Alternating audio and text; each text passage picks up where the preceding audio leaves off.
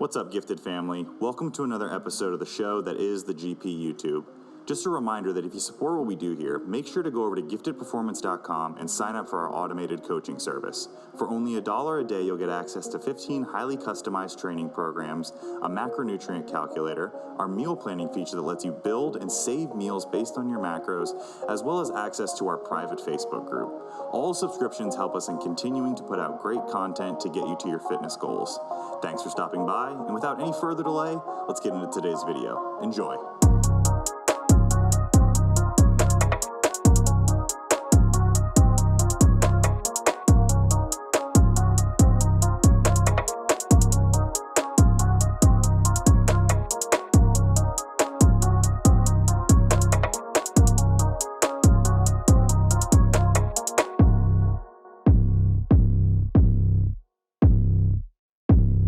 All right, guys, welcome back. Another episode of the GPP, the Gifted Performance Podcast, where we give you the knowledge and practical takeaways to improve your own general physical preparedness. I'm joined today by two strong folks, a guy who used to be strong but knows how to make people strong, and then there's me. I exist in the void between that. Not very strong, not very knowledgeable, but I'm a decent podcast host, so here we are today. Mike Taylor, Dr. Mike Taylor, Tom Bott himself. How are you guys doing today?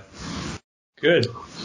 Doing well. Tom, I'm going to send you a new podcast shirt. I feel like the green Sorenex shirt has made too many appearances, and we have to get you a new one at this point. Yeah. I know. I've been asking for podcast shirt. Hey, what you refer to yourself, I think the technical term for what you were describing yourself as is himbo.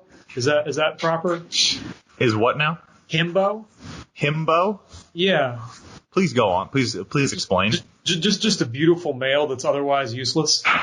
Yes. Yeah. Like a Ken doll, and I'm just like so good to look at, but I'm just smooth down there. Yeah. I just have nothing going on. And now that we've got our one penis joke that we have to make before we start the podcast out of the way, we've got Shane Hunt here. Shane, how are you?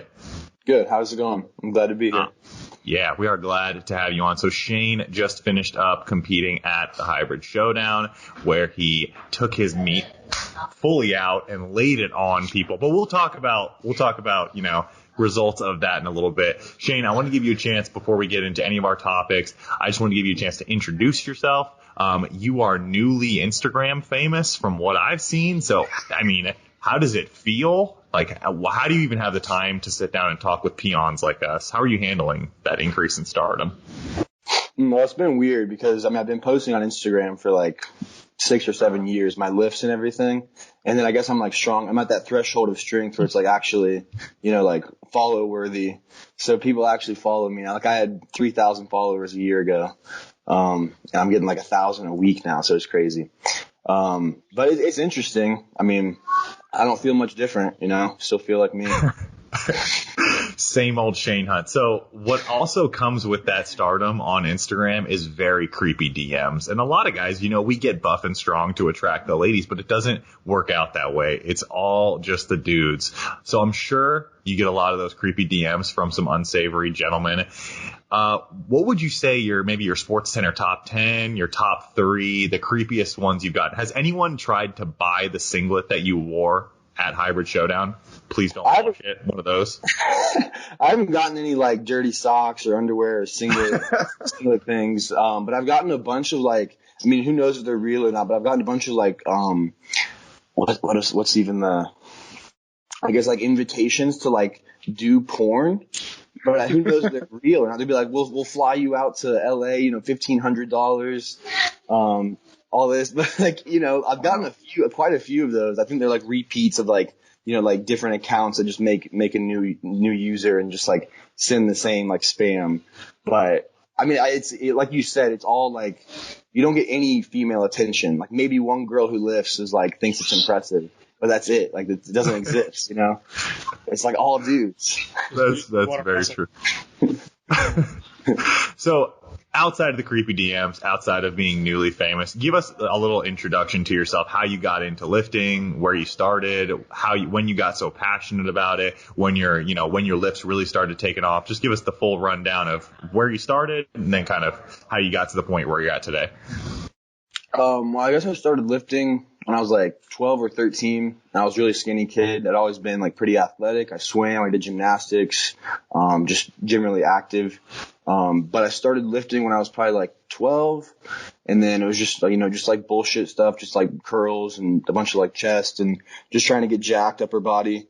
And then eventually, I guess I was on bodybuilding.com and they were talking about powerlifting, and then I was like, that sounds fun. And then I signed up for a meet, and then, Mike, I think you knew Chris Myers. He was doing a meet like 2 hours away.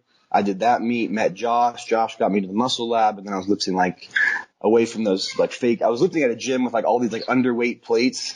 So I thought I was way stronger than I was. And then Josh took me over to the muscle lab with like real like 45-pound plates. And I was like, why am I so weak?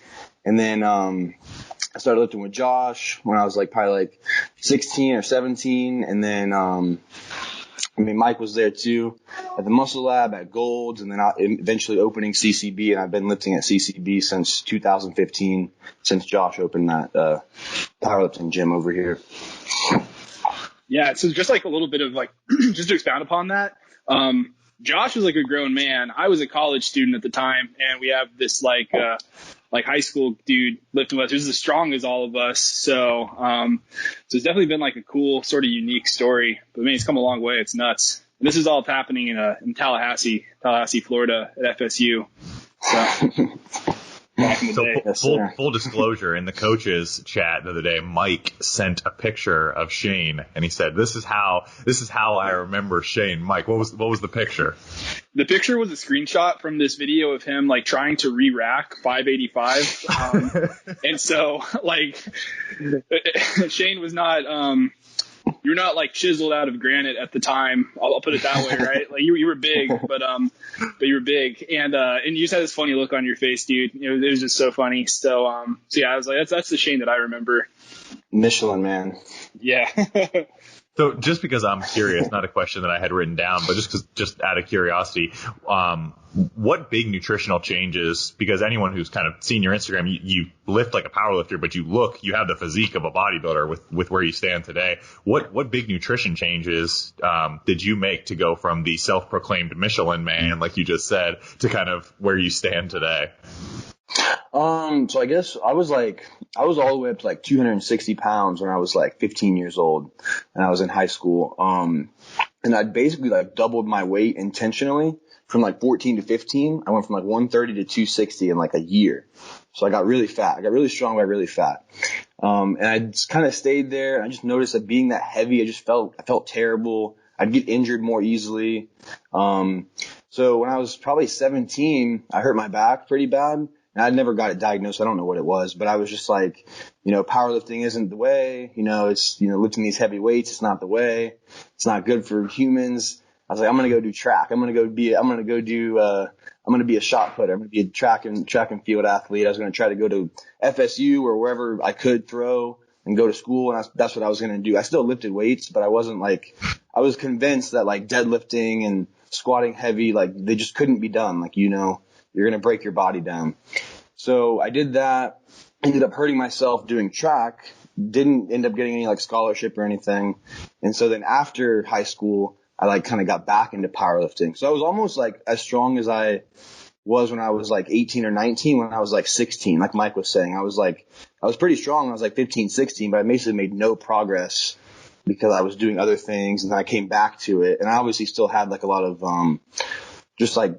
training history. So I gained back all the strength I had very quickly, and I was able to like start progressing.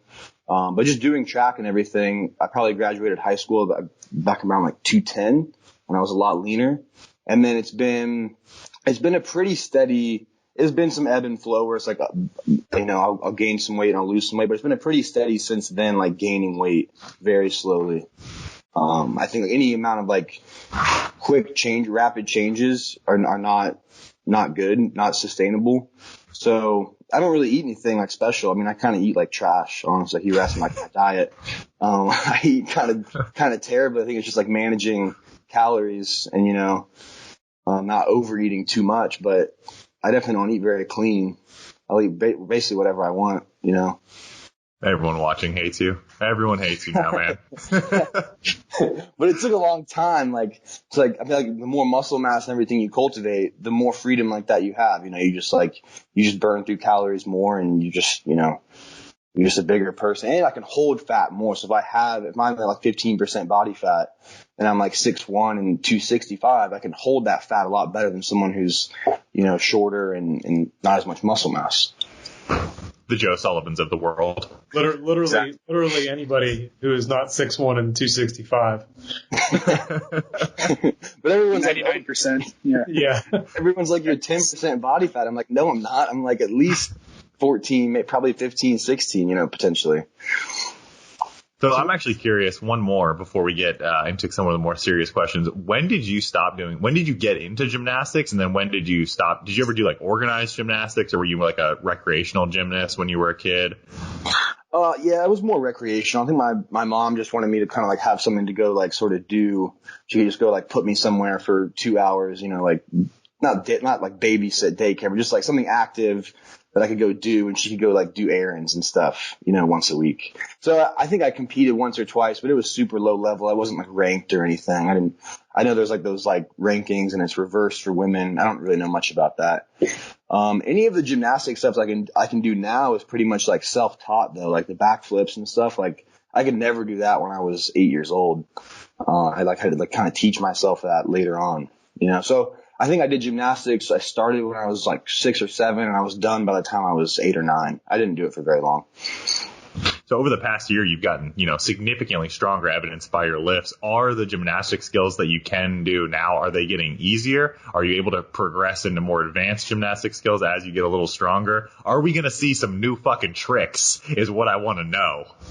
I don't know. I mean, definitely not. Definitely everything's way harder the heavier you get.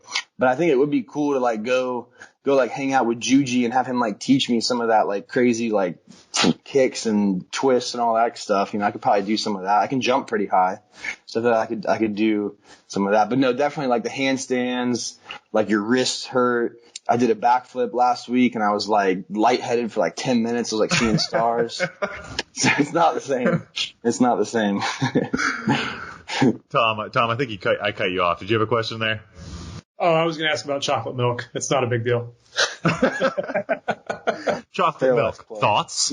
I love Fairlife. Oh, we got a Fairlife. So we had Ashton Ruska on the podcast, and he's a big Promised Land guy. So we've got Battle of the Chocolate Milk going on right now. Is he really? He is. He likes the lactose? So he likes the Promised Land chocolate, and then Tom, who is possibly a serial killer, likes the peach flavored. Can you just go ahead and tell Tom that that's an unacceptable choice of milk, peach milk? I've never tasted it, nor would I probably ever. But why does Ashton like the lactose more than the non-lactose? I think it's the fat. I think it's the fat content. But Fairlife has a decent bit of fat, especially like the whole milk one. Nothing like Promised Land, though. Promised Land is a lot creamer. No, have you ever had the Chick-fil-A peach milkshake? Dude, it's just the peach milk with you, man. It never stops. Peach milk is just like a melted Chick-fil-A peach milkshake. That's why it's good. Oh, Same macros and everything. It's just, Just everyone go ahead and comment below and just be like, Tom, no peach milk. We want to see no more peach milk. # no peach milk. Yeah, I don't know about the peach milk. All right, let's get into some actual serious questions. Let's talk program design. Let's talk training. So like I mentioned, over the last 12 months, you've seen a large uptick in your strength capacity. And I'm curious, just in your opinion, what you kind of chalk that up to. Is it a matter of, working with a new coach, trial and error, finding what works for you? Maybe there was some stuff that you worked with previous coaches that you think maybe laid the foundation for where you are right now. Just curious to hear your input on what you think was the biggest contributing factor or factors to your increase in strength as of recently, or increase in performance, I should say. I don't think it's anything. I don't think it's anything too like compelling or anything. I think the main thing is I was actually able to hold more body weight. I was able to hold 15, 20 more pounds of body weight. And then I could train so much harder due to that factor and some other factors too. But mainly that factor, I'd say just the tolerability to training was just so much higher. And I feel like I had a lot of strength even before that I just had never actually demonstrated. So, if you look at all my best lifts, I basically added about 100 pounds to all my best lifts over the last year. But I think that it's a little bit misleading because I think I was stronger than I was able to just demonstrate, even before. So training hasn't really changed much at all. I still train pretty high frequency per movement, at least 2 to 3 times a week, for squat and bench, 1 to 2 for deadlift, and usually all at pretty high volumes. So training hasn't really changed all that much, I wouldn't say. Dawson does have me do a lot more, accessories and things that I would probably never think to do, the Nordic curls and the sissy squats and just things that I wouldn't probably ever even mess with. But I don't think that's made a massive impact either. I think it's more so just having more muscle mass, more body weight just to work with at my height. I feel like I need to have this much mass to be a good power lifter. I feel like at 6'1" and 230, I'm not a power lifter. I'm just I'm too skinny. I'm too lanky, So I feel like now actually filling out that frame, I can actually be a power lifter, basically. Something that grabbed me there was you talked about going a little bit higher in your volumes. What do you classify as high volume? What does a high volume, let's say, squat day look like for you? Without giving away the secrets, of course. I guess it would need to be a threshold. It would require a threshold of intensity. So, I mean, I'd say anything that's 80% for more than 15 total reps is a pretty decent volume day, especially I feel like the more absolutely strong you get, those percentages become harder and harder, toward the top end there. So I'd say anything 80% and 15 reps or more. Not that I wouldn't do more than that, but I'd say that would be kind of the threshold where it's definitely a decent volume day. It's at least a moderate volume day. I think you're gonna break some people's brains there. You even got Thomas raising his eyebrows about that volume right there, because most people would consider that, from my interpretation of what I see online, that would be considered actually very low volume. Whereas the higher volume approaches is what you see. I mean, not to dunk on Juggernaut, but the Juggernaut AI system that's cranking out these 10x6 at 80% days. That right there it's suicidal, but that's what I would consider high volume. I guess I meant on squat and deadlift. Squat. On bench, I can handle way more than that. But I guess squat and deadlift, I don't feel like I need much more than that. And it's almost counterproductive to the next session. It's why do much more than that? That's a good point right there. It's about what you need. What does Shane need to progress? Why would you go any higher than what you've demonstrated as the need for you to progress? It's just extra work for no actual reason there. Right.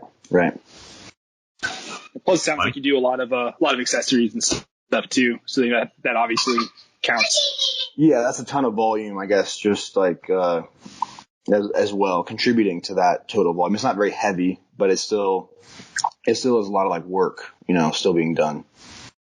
So what are the favorite accessories for you? You met Nordic curl as a little training accessory. You wouldn't call it your favorite? I wouldn't really call it as my favorite. Just the tried and true, just basic bodybuilding, leg extension, leg curl, seated and standing calf raise, those tibia raises, all that stuff that just massive blood flow to the lower extremities. Fun. It's funny you mentioned calf raises, because I know when Mike deployed last year, he moved from working out in his garage to working out in a fully outfitted base gym, and I had him doing a ton of calf raises, and it was like an epiphany. Hey, these are muscles on my body too, and they actually do something. Help.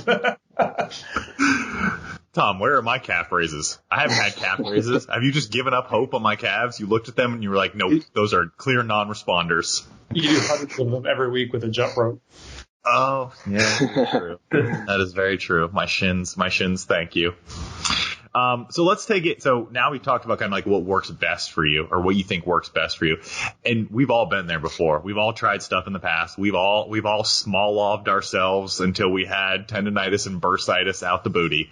What did you try in the past that really just did not work for you? Like just absolutely either caused injury, caused regression in performance, something that just didn't really work.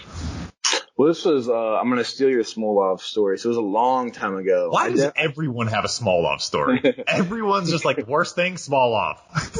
Everyone, I think it's like the Shaco and the Smolov. Everyone's like, oh, cool Russian name. Sounds good. Let's do it. But no, I think it was probably like when I first started training. I just found it on bodybuilding.com. It was supposed to be hard. I didn't even run the whole cycle, like 13 week. I just ran like the base meso. But like during that 3 weeks, I think it's 3 weeks, right? You squat 4 times a week. Like I ran it way too heavy, just progressively started squatting higher and higher. I don't think I ever actually missed any reps, but it was like my 10x3 would take like 3 hours and like every set was like a PR triple and I would somehow do it. I don't even know how I made it through, but I was just like squatting higher and higher and like worse and worse and felt terrible. And then I remember around that time, I ran like Mad Cows as well. I ran the Cone Felipe deadlift peaking program. I think I messed with 531 a little bit. It just wasn't like aggressive enough. So I'd probably ditch that really quickly. It just wasn't aggressive enough for me. But beyond that, I pretty much stopped doing like cookie cutter or like programs like that a long time ago. And then I would kind of do my own thing or I'd have a coach, the last few years. Yeah, Tom, why is that just a sad reality that when we attack these very high intensity, high frequency programs that we get such good results on the front end and then we are crushed by overwhelming failures on the back end? Is it running an injury thing? Is it just a cumulative fatigue thing? I think you run to the end of your rope faster. So, you've got a capacity at any given time for like, an amount of adaptation.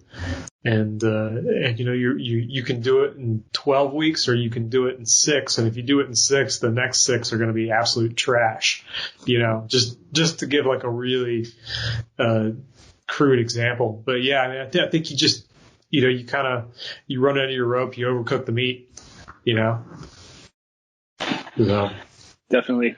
I think also like just straight up like mental staleness comes into play. That's always bothered me. It's like I don't necessarily get like hurt when I've had like these when I did small up base. I gained like 30 pounds on my squat, right? And it was like great. But then I was just like so averse to the idea of squatting that I was like definitely less consistent.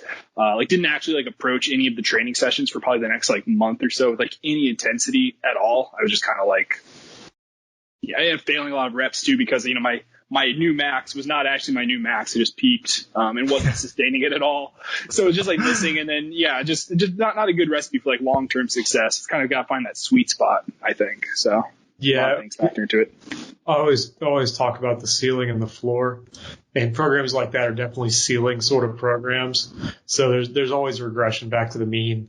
And if you try to run to the end of your rope with it and you say, I put 30 pounds on my squat, and then you're going to use that new plus 30 PR to base your next run to the end of your rope with, it's just, you don't get very far with it. Cause you're training too far at the margin of your capabilities. And man, that 10x3 squat day is absolutely brutal.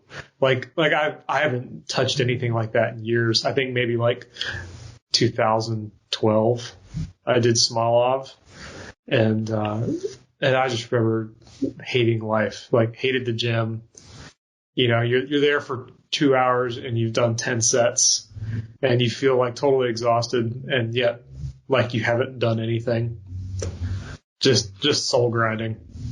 I think the hard part when you set that new high max, that peak max, and then you try and work off of it is the programs that are super focused around percentages, where, you know, you hit this crazy high max and then all of your work moving forward is percentage based off of this number that was like 6 scoops of pre-workout, the best day of your life, and then everything moving forward is based off that. So Shane, I'm interested to hear your new training style is very RPE, auto-regulated approach, relative intensity, or do you still pepper in some absolute intensities as well?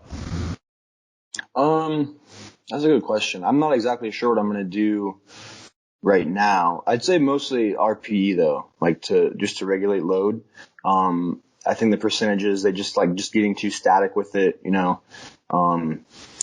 And I used to do that too, where I'd run a program and I'd be like, at the end of the program, I'm supposed to hit, you know, this number. And then it's like, you think you can just hit that every single day just because you did it at the end of the program, but it's not a sustainable strength, you know. It's not like your base level strength. It's your peaked strength, you know. But yeah, I'd say more so like RPE based. I prefer that myself a lot over like just raw percentages. Yeah, it's like funny, like thinking back to even using like a program where I would like say finish small up and then run another program after I would base my my maxes off of like that small up max. I can't even conceptualize doing that anymore. One, because it's just like not what I use. I definitely use more of like an auto-regulated program, or Tom does with my training, and then I do with clients and stuff like that. But also, I just have such wider, like maybe percentages was fine when I was in college, and like, you know, it was like there was never really like any like truly hard or really easy days. Everything was pretty even keeled. But oh man, I have to study shit. Like that's so hard or something.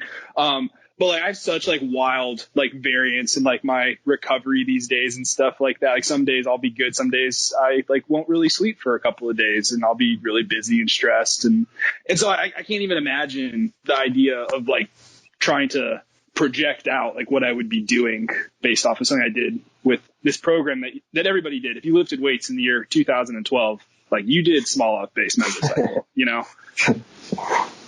And you reported it on bodybuilding.com's forums. I think it was 2014, 2015. I ran the infamous Lane Norton PH3 program. Any other victims of PH3 here? You ran that? So I tried to run it twice back to back. So I survived the first 13 weeks, and I think I added, you know, something nutty, like 135 pounds on my total or something like that in that 13 weeks. And then I just was like, all right, well, I got some new maxes, time to run it back. Let's not mess with these percentages at all. I think I was injured within like the first 3 weeks of it, just from exactly what we're talking about. Man, that was a tough one. Shane, you ever mess around with the little PH3? I remember looking into it. I didn't know it was called PH3. I thought it was called PHAT or fat. Like it was just fat. So those are different programs. So the fat program was different. Fat wasn't so bad. Fat was okay, I think. I remember that. Shane, we would have been boys back in the day. It sounds like you were about that power building lifestyle. Were you about the power building lifestyle? Always. Oh, hell yeah, brother. All right, let's actually get into some hybrid showdown talk here. Some meat. So just a super zoomed out question to start, and then we'll kind of just magnify in and go a little further. Overall, how was your experience at the meet? How would you grade your performance? Any redos that you wish you could have? Or was it pretty much what you envisioned going in? I think it was a really well-run meet. You guys were both there? Brian? So I was there with Paul. So Paul was coaching Joey and Jamal there. Joey Porcelli.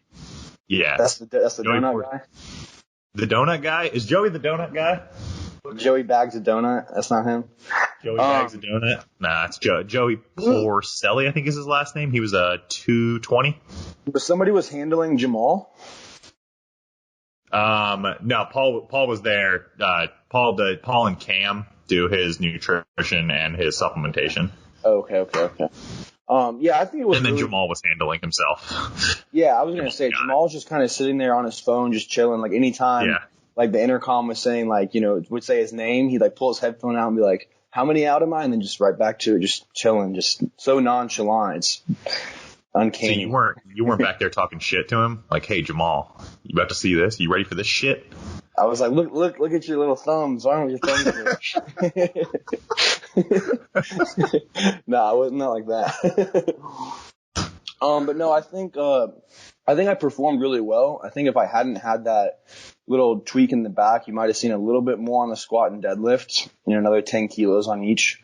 But I think really, like, all things considered, with that, like, tweak I had, I still came in and did, like, exactly what I planned to do before. So with an extra, like, 3 weeks of training and, like, not having that even in my mind that my back's, like, injured, maybe I would have been, like I said, like, a little bit stronger. But I think I made really good calls, and I've never actually before Saturday or Sunday gone 9 for 9. So I was really happy to actually do that, and no misses on the day. So I think I basically couldn't have made better calls on, like, attempt selection. I was happy with the thirds. They all moved fairly well. The bench was probably the hardest of, like, the three. Like, on my third attempts, I probably had zero kilos left on the bench. But I'd say probably about 10 on each squat and deadlift, which is, I mean, I'm happy with that, to have some room going into the next meet. Just more improvement to be had. Yeah, man. Mike and I both were looking at the video. Sorry, go ahead. Ryan. Of that third deadlift that you had, it looked like you got a little bit out of position on that third deadlift, and then you kind of corrected it midway. That was Mike's video analysis there. I stole his thunder. Does that sound about right? I did, yeah. Like, you can see it, like, my hips, either they shoot up or back just a tiny bit. Kind of lost some tension, and then, I was like, it's a third pull. I'm not gonna let it get away. So I just did it. But yeah, I did feel that, where it's like you're trying to, like, connect yourself to the bar and pull the slack, and then initiate the pull without losing that slack. That's my biggest thing and I went and lifted with Jamal in October, and he was trying to teach me how to pull slack, because he was saying, what I'll do is I do pull slack, but then as soon as I go to initiate the pull, I give the slack back, and then I basically have to pull with no slack. Yeah. So that's been the biggest thing I've been trying to do, is to maintain the slack I pull when I actually initiate, like, the hips and the movement. So I think that was an example of where I didn't do that very well. But on my first 2 attempts, I didn't really have that. Pretty much the hips, they get anchored, they sit right there, and then the bar and the hips are moving, pretty much in unison. That's crazy though, that you were able to, like, recapture the tension. A lot of times if you kind of go too far back with the hips, off the floor with the sumo deadlift, which, we're kind of operating under the assumption that a lot of people understand that with the sumo deadlift, it's kind of like won or lost from the floor. Like, if your lockout sucks, it's probably not because your lockout's bad. It's probably because you were out of position. So the fact that you were able to, so it's like, a max attempt or a near max attempt, like, stuff's going to break down and all that. But it's, like, crazy to me that you were able to, like, save the lift. And then, once you did that, I don't want to say it was easy. I'm sure it was quite difficult, but it moved well. So it was just nuts that you were able to, like, recapture that tension. I don't feel like I couldn't do that. That's for sure. So I was like, damn, that's impressive. But go ahead. I think that if that hadn't happened, like, if I had executed the same way I did the second attempt, where it was pretty clean, I think I probably would have taken the fourth attempt. But right after the third, I was like, no, like, it didn't really feel good at all. On video, it looks way better than it felt. So I say I had 10 kilos more, but that's based off watching the video retroactively, 3 or 4 days later. If you asked me right after I did it, I would say, no, that was it. There was nothing, no more, So who knows, really? Totally forgot about that. You could take a fourth if you, like, made your third with that. That would have been nutty. But yeah, I think you probably did the right thing. Save it for the next one. Yeah, if I'd gone 9 for 10, I would have just felt so stupid. I was like, I had 9 for 9. I did it. I was in there, and then I got cocky and, like, missed 9:20 or something. That'd be stupid. Oh my God. But I was thinking, like, I had the opportunity to basically have the biggest deadlift at the meet.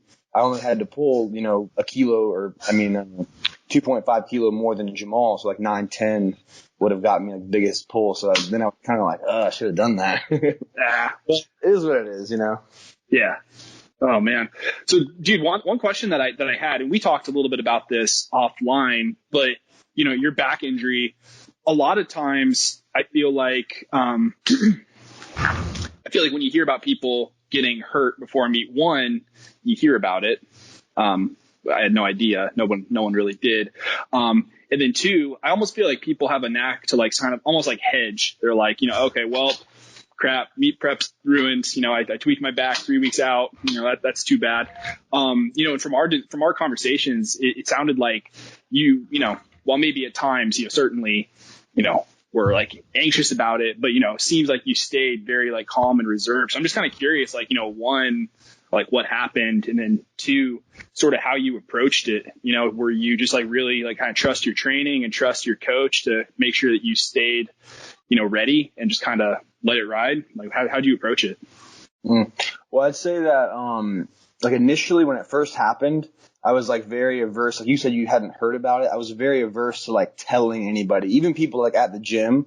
And then like a week after it happened, like I probably had like, sort of just mentioned it. Oh, my back's sore or whatever, just a few people. And then it's like everyone in the gym is like, Shane, what happened to your back? Blah, blah, blah. Cause like that's exactly what I was trying to like avoid, is this like big thing. And everyone like constantly asking me, why are you broken? Are you still going to do the meet? What are you going to change your attempts?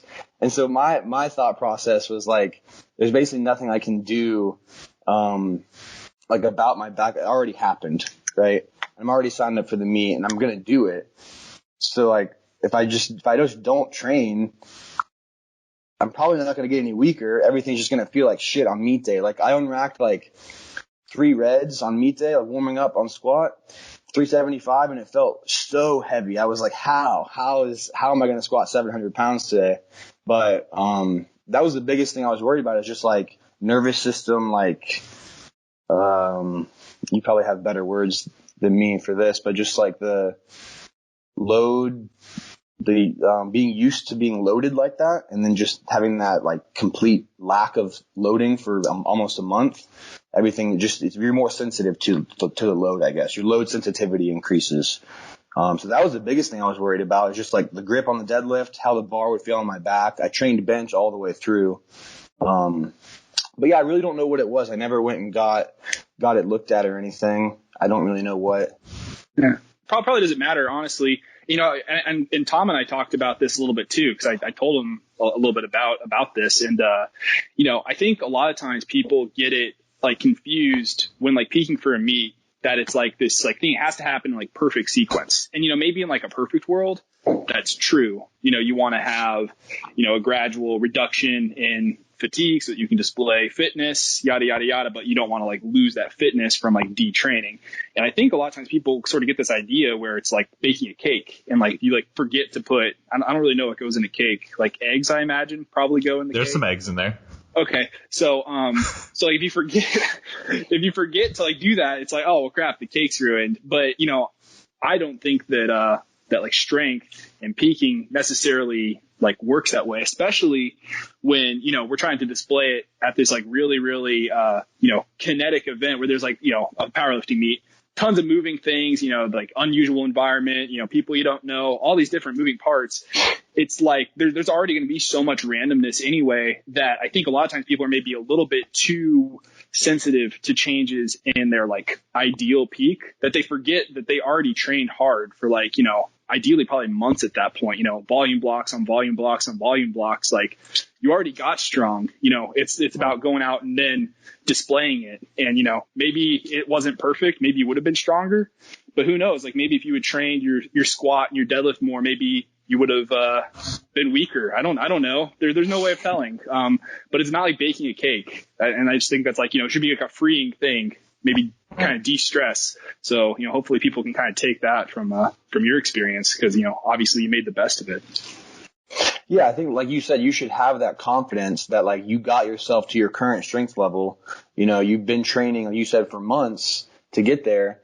So, and for me especially, like I'd already done basically everything I wanted to do in the meet. I'd already done in the gym. So I had a big like confidence with that too, where it's like I just have to recreate what I've already done. It's nothing new. I'm not doing something I've never done before. It would be different, obviously, doing it with like in that environment with those people and doing everything on the same day. But I squatted 705, I think like 6 weeks ago, and did my first 400 kilo in the gym on the same day. So I was already confident that like those two things I could do on the same day. It would just be a matter of like, again, like the not feeling so crushingly heavy on the squat, and then like the thumbs, the hook grip actually working. That was really the only thing I was worried about going into it. And then I was worried about like my back flaring up, but I was pretty confident that even if it did on that one day, it wasn't going to like cripple me, and I'd be able to probably push through it and be fine anyway, but it didn't flare up, like surprisingly didn't flare up at all. And we ended up leaving Miami probably around 7, and we got home at 2 a.m. So I drove like 7 hours, and it was fine. I worked out the next day. So it felt better after the meet than I did the day before the meet. Like it was like doing the meet, like made it feel better. I don't know. Crazy. Probably felt good just to have the weight of, just, preparing for it and stuff like that, just kind of off your shoulders too, I imagine. But yeah. And then, just as a little like aside from like the, like orthopedic standpoint and stuff, like it probably wasn't anything like super concerning, back pain happens. So, I wouldn't necessarily be like, oh, well, Shane's career's it's toast, whatever. He had a back injury. Like it happens. And, you overcame it, and, I think it should be all smooth going forward, man. It's awesome.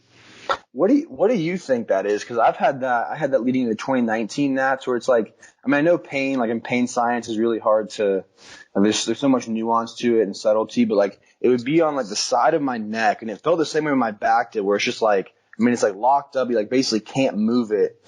And like I would describe it as like a nerve pain, but like I have no idea what it is, but it just feels like when the vertebrae like move, they just like, there's some restriction, and just like, I sound stupid right now trying to describe pain, but, yeah. But you know what I mean? Like, it's like you can't move like freely without that like twinge or that like restriction of movement. Yes. What do you? I do know exactly what you mean. Yeah. Wait, time out, Mike. Time out real quick, Mike. Yes. Do you want me to send him an invoice real quick? Is this a PT session? Do you want me to? You want to get paid by this guy? Yes, So absolutely. before we can but no, for real though, like, and this isn't exactly like a popular answer, because we like to say like we could never like tell like what the pain is, and I can't. You're like telling me about it, like I couldn't necessarily tell you, but we do have ways of kind of like categorizing these like conditions as they walk in our door. We're talking about working in like a outpatient physical therapy clinic, and generally what I would classify that into would be something where they're called the facet joints, or the joints alongside both sides of the spine, and that's where you have that kind of like unilateral presentation where you might have limitations in like one movement specifically. So like say like side bending or extending a lot of the times can be pretty painful, and it can feel like horrifically painful. A lot of times people call it like nerve pain, because it's like we can't reconcile anything else possibly causing this 8 or 9 out of 10 pain. And you can, irritate the nerve roots that kind of exit right around there. It's certainly a possibility, but, a lot of times symptoms that are going to be relevant to that, would be kind of more distal, like in like the extremity. So in like the arm or leg, numbness, tingling, that kind of stuff, for it to be like specifically concerning from a, like prognosis standpoint. So, dumbed down, I would say, yeah, like irritation to the joints on one side or the other of the spine hurts real bad when you move in one direction or the other. Movement loading within tolerance is good. Another unpopular answer, but like manual therapy is like awesome on these. I'm going to crack that shit like all the time if somebody walks in with that. So that's probably what it was. Sometimes doing the, like going to get like manipulated or adjusted could be like helpful. Sometimes it's not necessary, as was the case with you. For everybody listening, Shane didn't like go and get seen for it or anything like that. He wasn't getting his back like walked on or anything crazy like that before the meet. He was just kind of doing him, and that's like a perfectly acceptable way of working through these things. So you said you are a fan of manual therapy, like chiropractic? Yeah. So, I'm not a chiropractor, but we do some similar stuff like osteopathic type manipulations. And in those cases where it's like a really, really acute thing, so that's one thing, acute being like a new pain, new onset, a lot of times like unilateral, and then not having symptoms going down either leg. And then also too, the patient not being like really nervous or like fearful of like the manipulation or, their own prognosis. Those are generally going to be signs that are going to be consistent with like a fair prognosis to doing a manipulation or something like that. Do I do that with every back pain patient that walks in my door? Absolutely not, because it doesn't like fix you. It might just kind of modify the symptoms enough that you're able to then go and do something about it. That's where it's really, really tough, is like if the pain is so like severe that you're like unable to even move around, that's kind of what you got to do to get the pain to get better. So it's like something's got to give ultimately. So that's where I do think it's really valuable. And, you know, for me as a therapist, it can be really like, I don't want to say fun, but like fulfilling when somebody walks in really, really like hurting and then walks out a whole lot less hurting, a whole lot more hopeful about things and stuff like that.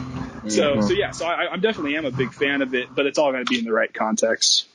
Right. Okay. So like I was doing a lot of that, I guess sort of to myself when it first happened. You know, I'd like push on my back and like extend, and then I'd like push, on like my hips, push each way. And at first when I did, it'd be really painful. Like same thing, it would like have that like bug and like nerve, pain. And then like over time it didn't. And then I could actually I could pop my back again, laterally, I guess I like push my hips laterally and I could actually like adjust myself or whatever. But that became like not painful. And I obviously that's not like treatment, but I did feel like that progressively did almost like every day get a little bit better. Where like the first day, like if I took my knuckles and like pushed into my spinal erector, it'd be like horrendously painful. Now it's like nothing at all. And I can push on it real hard and like twist and no pain. Be pretty sensitive. You know, I couldn't really do it, especially like right in the morning. It'd be the worst. And then, like as I moved throughout the day, it would get better.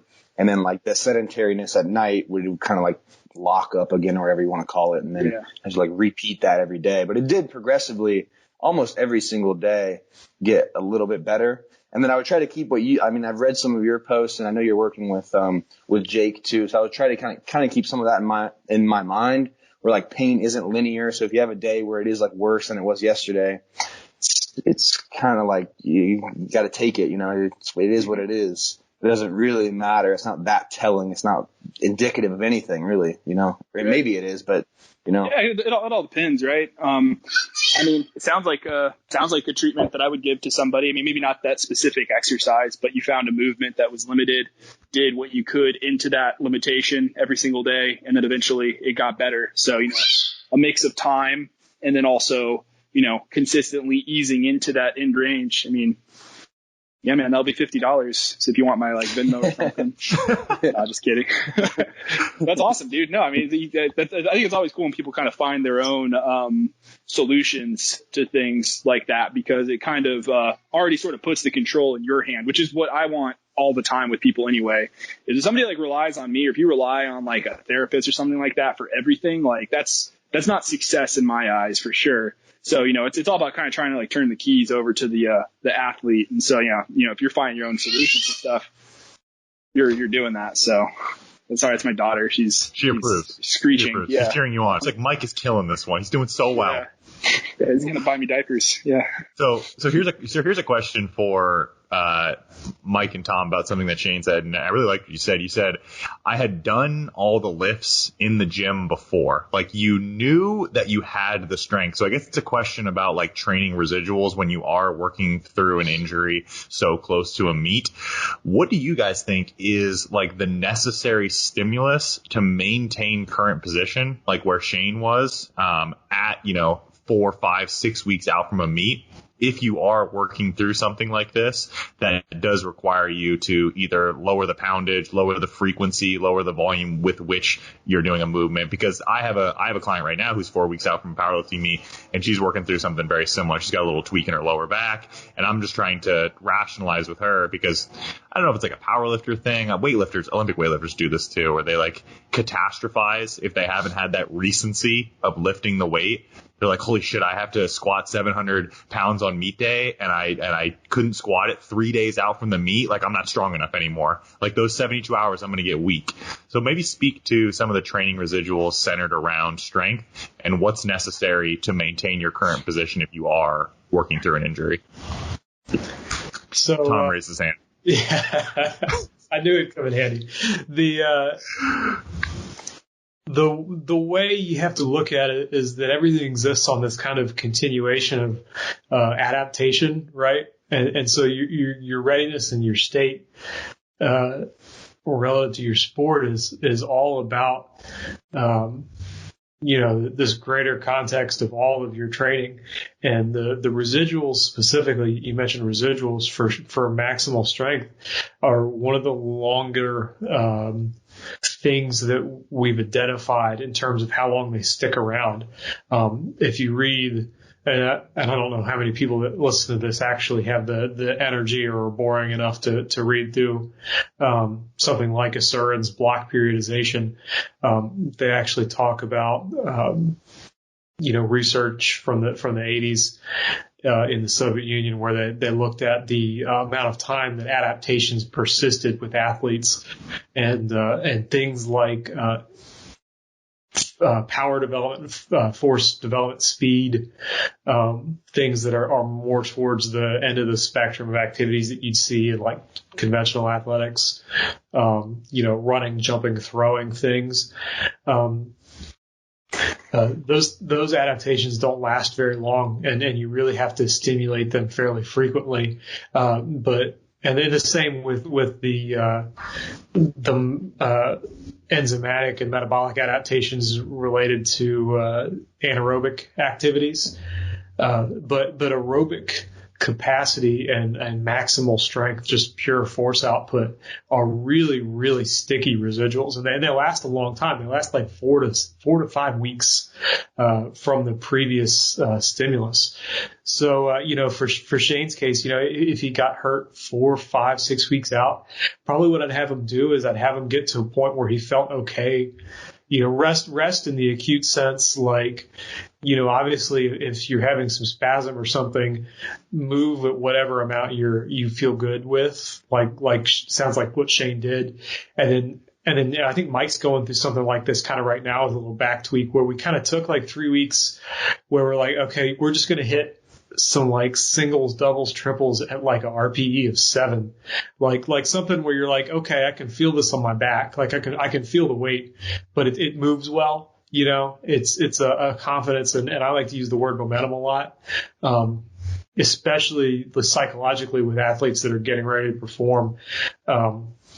Actually the physiological part, you bake that cake during off season and during training, and that's what it is. And then really, taking that and letting them realize it on the competition day is about momentum and about taking all of that stuff that you've accumulated and getting somebody going in one direction and having them feel like, okay, I can do this. So, with Mike, like we did 3 weeks, I think, of like lower reps at 7. And the past week we've bumped it up to 8s now, and in kind of a really simple linear progression with the RPE where he's maybe the loads are progressing, but the emphasis is really on progressing the amount of mental effort that he's putting into a set. So we felt What was that? We missed that last part. Just progressing, getting him comfortable with effort, and then progressing the amount of effort sort of organically, less about the sets, reps, absolute loads, but more about the relative, like, how much is the athlete going to put their head down and push against this? So Shane, were you comfortable in those kind of final, because like standard procedure in those final weeks leading up to the meet is like, hey, let's work up to some openers, some last warm-ups. Were those attempts that you were able to take, were you able to work up to 90, 93%, or were you so limited by your back that you were down around 80, 85%, just getting a feel for the movement and then calling it a day there? So I probably should have done something. I didn't do anything at all. Good shit. Good shit. That's what I like to hear. Almost, I think it was about 3.5 weeks. And so I did this session where I squatted like 606 for 8 and I pulled 765 for 5. And that's like when it happened, like after that. And that was my last session.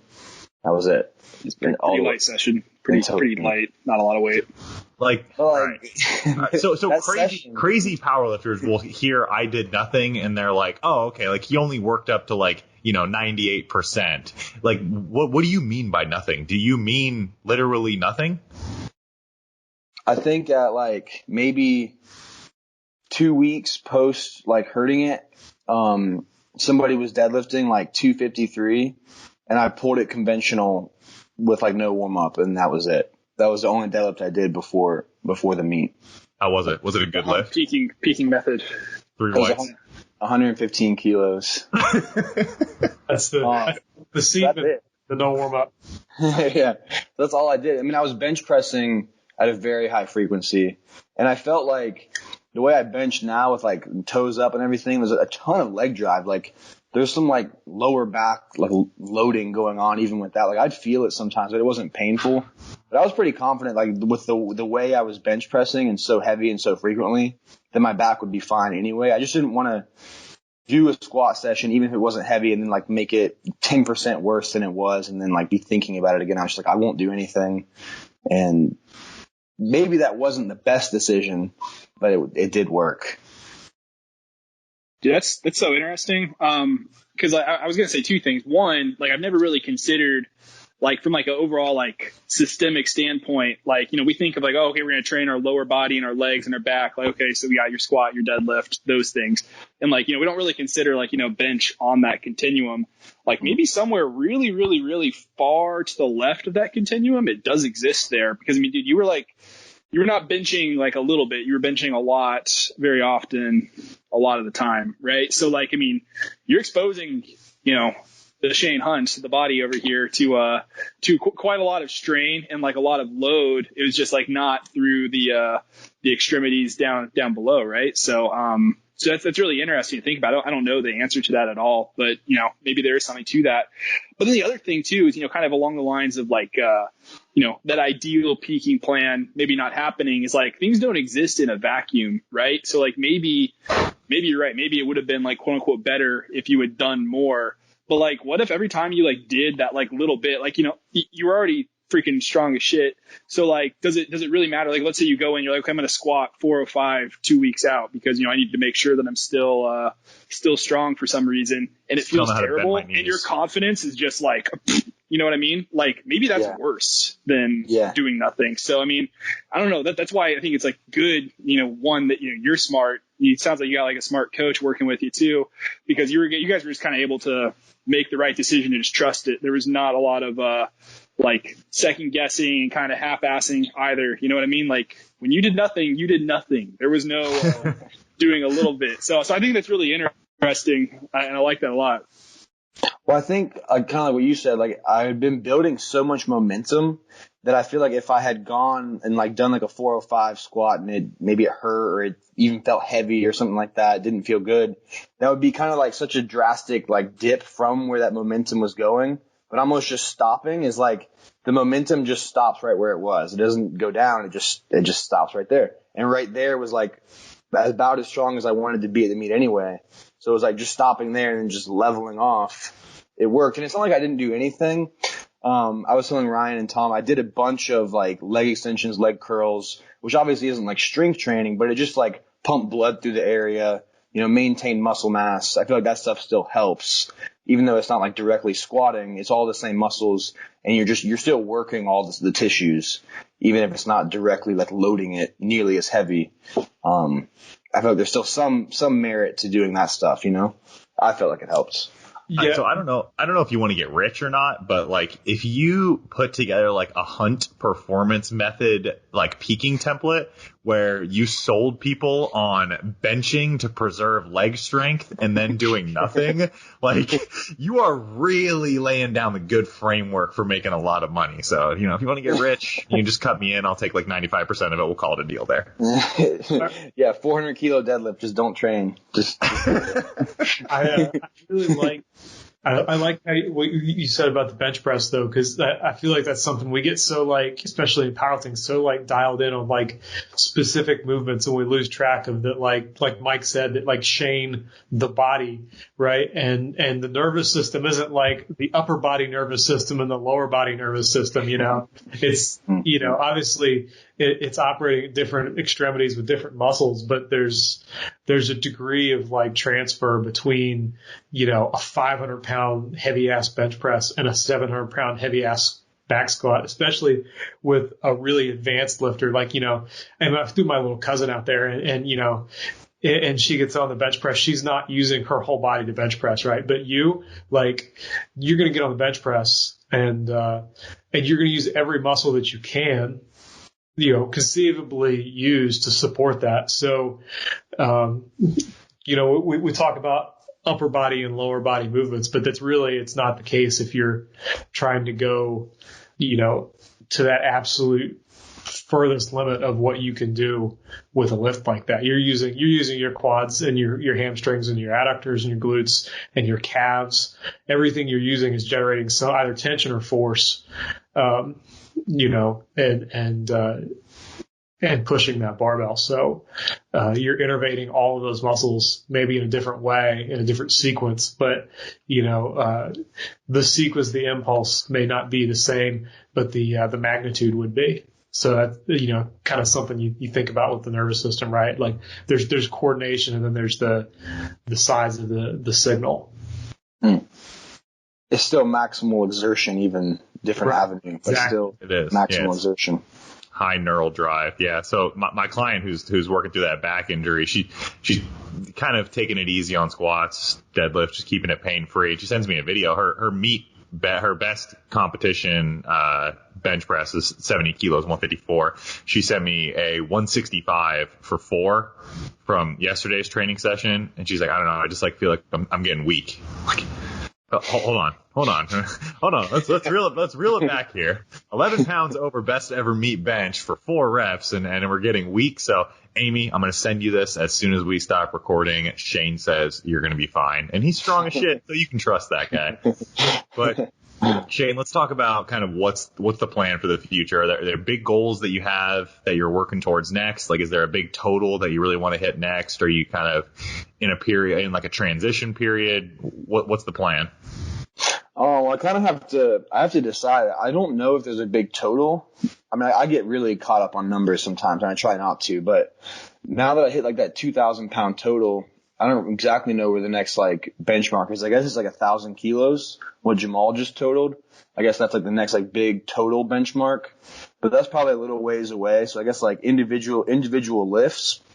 I'm looking at competing in probably 6 to 7 months. I want to do the Showdown, the USPA Showdown. I haven't gotten invited yet, but I've been talking to the meet director, and he said I should be on the second round of invites. So I want to do that. I think by then I could be pretty comfortably around mid 7s on squat, definitely solidify a 500 pound bench. And then I want to stay in the 275 pound weight class. And I think right now, I believe the world record is 948, by Dan Grigsby. So I don't know if I could beat that by November or October, but that'd be my next big deadlift goal. It would be break 900 pounds and then go after that all-time world record. At 275. Yeah, I mean, if you want to get up to 275, you really might have to make the switch over to Promised Land. Fairlife just isn't going to cut it, my friend. You have to make the transition. You need those extra calories. What about Ruska? He's walking around 215. He's an anomaly. We don't lump him in with the rest of humanity. I believe he's built different is what we say. What's the kids say? Lack of myostatin. Something.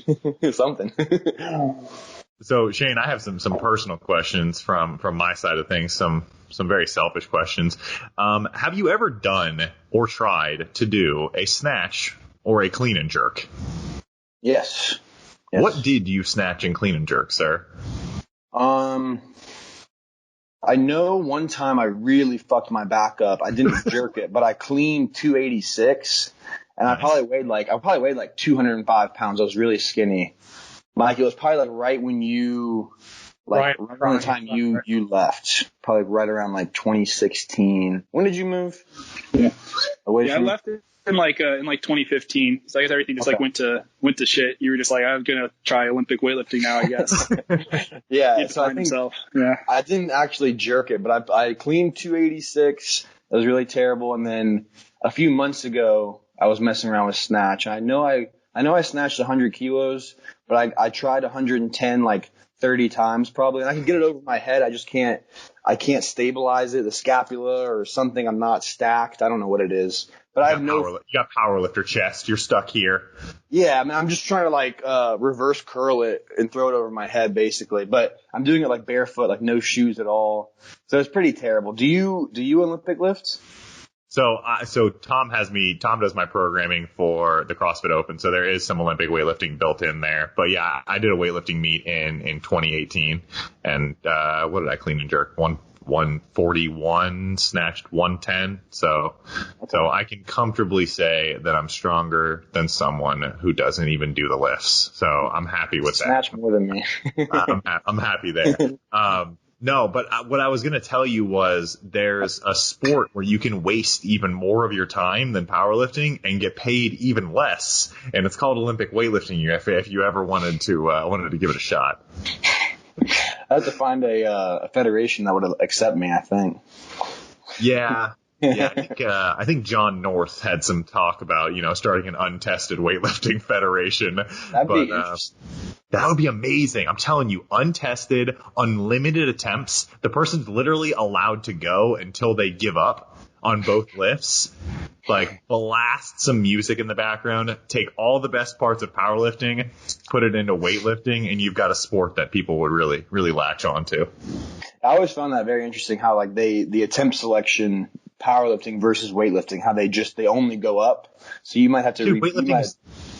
Yeah, weightlifting. So I think weightlifting's a lot smarter in that sense because it speeds things along because the bar always goes up. There's not the unloading, loading, go heavier, lighter, all of that.